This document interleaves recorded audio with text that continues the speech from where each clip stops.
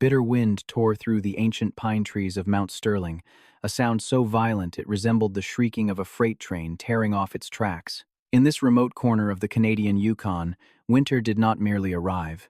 It invaded. The thermometer nailed to the porch pillar of Martha Higgins' isolated log cabin registered a temperature that defied human comprehension: 71 degrees Celsius. At this extreme, the natural world begins to break down. Pine sap freezes and expands, causing tree trunks to explode with the concussive force of a rifle shot. Spit turns to ice before it ever reaches the snow. It is a temperature where life is not supposed to exist. Martha, a 73-year-old widow with hands heavily mapped by arthritis and a spine slightly curved by decades of hard living, knew the rules of the deep freeze better than anyone.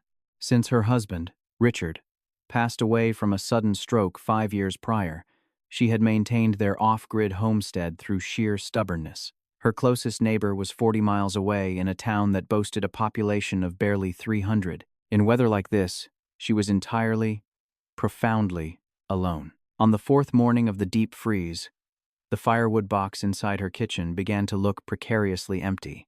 Knowing she had no choice, Martha layered herself in thermal wool, insulated coveralls, a heavy down parka, and 2 pairs of thick leather mittens. She pulled a woolen balaclava over her face, leaving only her eyes exposed behind ski goggles, and pushed her front door open. She trudged toward the woodshed, a mere 50 yards from the cabin, pulling a plastic utility toboggan behind her. The snow crunched beneath her boots with the sharp, squeaking sound of walking on styrofoam. As she reached the shed and began tossing split birch logs into the toboggan, her peripheral vision caught something unnatural near the edge of the tree line. It was a mound of dark, snow-dusted mass, half buried in a snowdrift. At first, Martha thought it was a discarded tarp or perhaps a black bear that had succumbed to the elements after failing to find a proper den. But as she squinted through the heavily frosted lenses of her goggles, the wind shifted, blowing a layer of snow off the shape. It was fur. Thick, coarse, pitch-black fur. Martha hesitated. The wilderness was unforgiving, and a smart person did not investigate dead predators. But a sudden, barely perceptible rise and fall of the dark mass made her freeze. It was breathing. Dropping her firewood, Martha waded through the waist-deep snowdrift toward the animal. As she drew closer, the sheer size of the creature made her heart hammer against her ribs. It was not a dog, nor was it a standard coyote. It was a massive northern timber wolf, mixed perhaps with some feral Malamute blood. It easily weighed 140 pounds. The beast was lying on its side, its hind leg caught in the rusted, jagged jaws of an illegal steel bear trap. The snow around the trap was stained a deep, frozen rust color. The animal's eyes were crusted shut with ice, and its breathing was incredibly shallow, rattling loosely in its chest. It was dying. In a matter of minutes, the deep freeze would extinguish its life entirely. Common sense screamed at Martha to walk away. It was a wild apex predator in excruciating pain. If it woke up, its instinct would be to bite, and a single bite from jaws that size would shatter her fragile bones. Yet, looking down at the fading creature, Martha remembered the agonizing helplessness of watching her husband slip away on their kitchen floor while she waited for an ambulance that arrived hours too late. She had made a promise to herself that day. Nothing else would die alone on her watch if she could help it. "All right, big guy," Martha whispered, her voice muffled by the wool. "We're going to try something incredibly stupid." She dragged her plastic toboggan over to the wolf. Kneeling in the snow, her joints screaming in protest, she wedged her heavily gloved hands under the animal's rigid shoulders. He was dead weight, stiff and heavy as a bag of concrete. With a loud grunt that tore at her throat, Martha pulled, rolling the massive beast onto the sled. The wolf let out a faint, pathetic whine, but didn't fight. The journey back to the cabin took nearly 20 minutes. Martha had to stop every few yards, gasping for air, her lungs burning as the 71 degrees Celsius air tried to freeze her airways. By the time she hauled the sled up the wooden ramp of her porch and kicked the front door open, she was dizzy with exhaustion. Inside, the cabin was a sweltering 20 degrees Celsius, heated by a roaring cast-iron wood stove.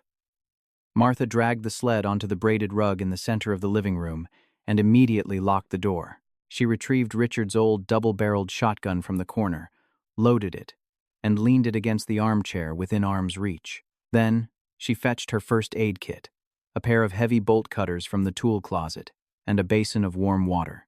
The trap was old and heavily rusted. It took every ounce of Martha's remaining upper body strength, pressing her full weight onto the handles of the bolt cutters to snap the heavy metal chain and pry the jaws open. The wolf's leg was severely lacerated, the bone bruised but miraculously unbroken.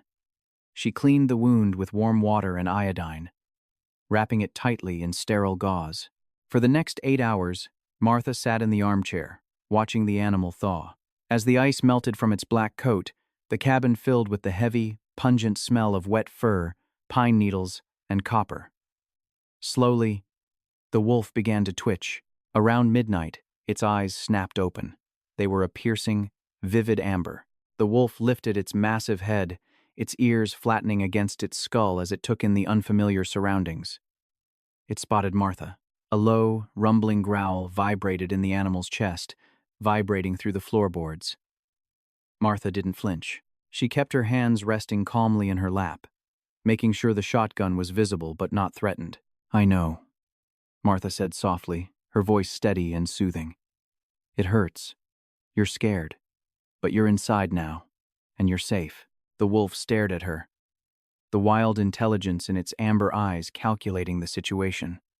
It looked at its bandaged leg, then back at the old woman. The growl slowly died in its throat. Exhausted, the beast lowered its heavy head back onto the rug, letting out a long sigh, and closed its eyes. Over the next 3 weeks, an unspoken truce formed between the woman and the predator. Martha named him Samson. She fed him heavily, thawing out frozen deer meat from her chest freezer and mixing it with rich beef bone broth. Samson ate ravenously, carefully taking the food from the bowls she slid toward him, never once baring his teeth at her. As his leg healed, he began to limp around the cabin, his massive frame making the small living room feel even smaller. He would often rest his chin on her knee while she knitted, allowing her to stroke the thick, coarse fur behind his ears. It was a profound, silent companionship that chased away the shadows of Martha's deep loneliness. But as February crept in and the brutal freeze finally broke, transitioning into a slightly milder 20 degrees Celsius, Samson grew restless. He paced the floorboards constantly, scratching at the front door and whining softly at the frosted windows. His strength had returned, and the wild was calling him back. Martha knew she couldn't keep him. He was not a house pet. He was a creature of the deep timber. One crisp, clear morning, Martha walked to the front door and pulled the heavy iron latch. The door swung open, revealing the blinding white expanse of the Yukon wilderness. Samson stepped onto the porch. He stopped, sniffing the frigid air, his muscles tensing with anticipation. Then, he turned back to look at Martha. He didn't leave immediately. The massive black wolf took 3 steps back inside, pressed his large, cold nose against Martha's weathered cheek, and let out a soft huff of air. It was a gesture of profound gratitude. "Go on now," Martha whispered, tears freezing on her eyelashes. "Be safe, Samson." The wolf turned, leaped off the porch, and bounded into the tree line, disappearing into the white void. The cabin felt excruciatingly empty that night. The silence, once broken by the comforting sound of the wolf's heavy breathing, was now deafening. 6 weeks passed. Late March brought what the locals called a widowmaker storm. A sudden, violent blizzard that dumped 3 feet of snow in a matter of hours, accompanied by howling winds and plummeting temperatures. Martha was sitting by the stove, sipping black tea and listening to the static hum of her shortwave radio, when she heard it. Thud. It wasn't the wind. It was a heavy, deliberate impact against the front door. Martha frowned, setting her mug down. She stood up, her joints popping, and walked toward the entryway. Thud, scratch, whine. Her heart leaped. She recognized that sound. She undid the locks and pulled the heavy wooden door inward. The wind howled into the cabin, bringing a flurry of blinding snow with it. Standing on the porch, barely visible through the whiteout conditions, was Samson. The wolf looked horrific. His fur was matted with ice and blood, his chest heaving violently. He was standing on 3 legs, his repaired leg trembling under his weight. But Martha's eyes did not stay on the wolf for long. What made her breath catch in her throat, what defied all logic, reason, and belief, was what Samson held in his massive jaws.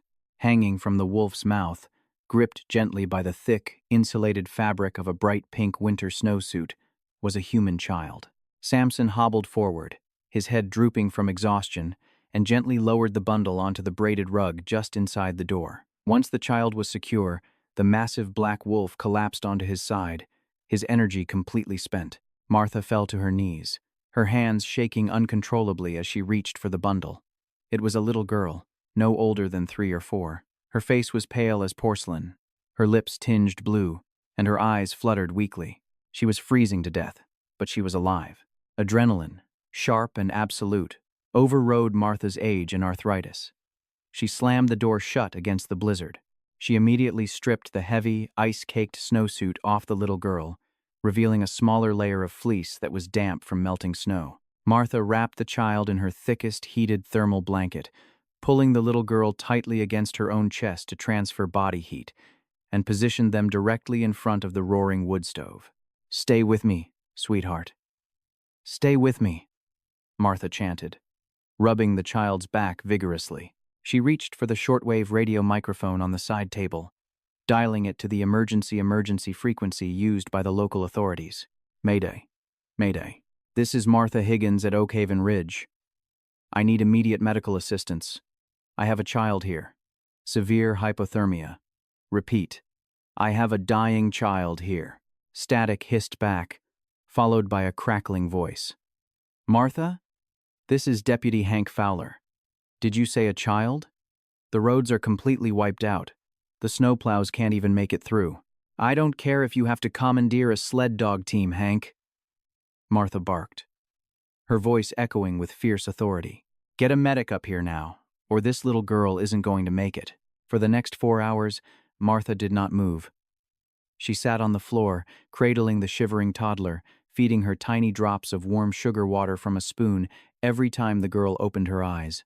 Beside them, Samson lay breathing heavily, his head resting against Martha's hip. Every so often, the wolf would gently lick the child's dangling hand, a soft, protective whine vibrating in his throat. Just before dawn, the sound of heavy snowmobile engines cut through the howling wind. Deputy Fowler, accompanied by 2 paramedics, burst through the cabin door. They immediately took over, administering warm IV fluids and wrapping the child in specialized thermal medical packs. As the paramedics worked, Hank pulled Martha aside, his face pale and bewildered. He looked at the massive black wolf lying exhausted on the rug, then back to the old woman. "Martha, how did a toddler get up here?" Hank asked, his voice hushed. "You're 12 miles from the main logging highway." Martha looked at Samson, tears welling in her eyes. "He brought her to me." Hank stared at her as if she had lost her mind, but before he could argue, his radio squawked. It was the dispatch from the neighboring county. Hank listened to the transmission, his face draining of whatever color was left. "Good God," Hank whispered, lowering the radio. He looked at the child, then at the wolf. Dispatch just confirmed. A logging truck driver spotted a wrecked SUV at the bottom of the ravine, near mile marker 42. It went off the road during the whiteout last night. The parents, David and Sarah Jenkins, they didn't survive the impact. Hank swallowed hard, taking off his hat. The responders found the mother in the back seat. She had wrapped her daughter in every sleeping bag and coat they had and shoved her out the shattered rear window before the car caught fire. They've been searching the snowdrifts for the girl's body for hours. They assumed she wandered off and froze to death. Martha looked down at Samson. The wolf's keen nose must have caught the scent of the child from miles away. Driven by instincts that scientists would argue are purely predatory, the beast had found the freezing toddler, but instead of seeing prey, Samson saw something small, helpless, and dying in the cold. He remembered the hands that had pulled him from the ice, the warmth of the fire, and the safety of the cabin. He had picked the child up and carried her through 12 miles of waist-deep snow, fighting a blinding blizzard on a recently healed leg to bring her to the only human he trusted. 3 days later, Lily Jenkins woke up in the regional hospital, fully stabilized and expected to make a complete recovery. Her extended family flew in from Seattle to take custody of her, weeping with gratitude over the miracle of her survival. The story made national headlines, the feral wolf that had acted as a guardian angel. Samson did not stay for the press or the commotion. By the time the storm cleared and Hank Fowler returned to check on Martha, the massive black beast had already slipped back out the front door, vanishing once again into the endless timber. He never returned to the cabin. He didn't need to. The debt between the old woman and the wild had been paid in full, leaving behind a legacy that the people of the Yukon would whisper about for generations. Martha Higgins lived out the rest of her days in that cabin, never again feeling the crushing weight of loneliness. She knew that somewhere out there, in the freezing dark, pacing through the snowy pines, she had a guardian watching over her, a monster of the woods with the heart of a savior.